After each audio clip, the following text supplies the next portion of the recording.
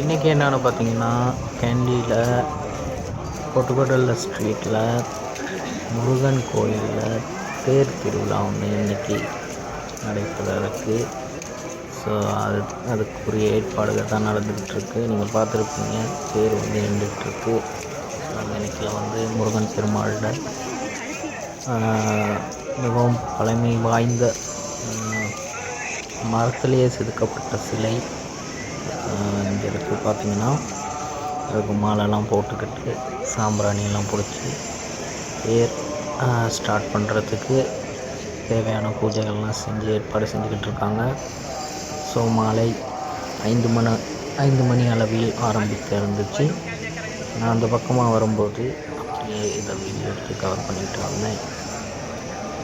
So நண்பர்களே, இந்த video உங்களுக்கு பிடிச்சிருந்தா லைக் பண்ணி, கமெண்ட் பண்ணி, ஷேர் பண்ணுங்கள். இன்னொரு வீடியோ நான்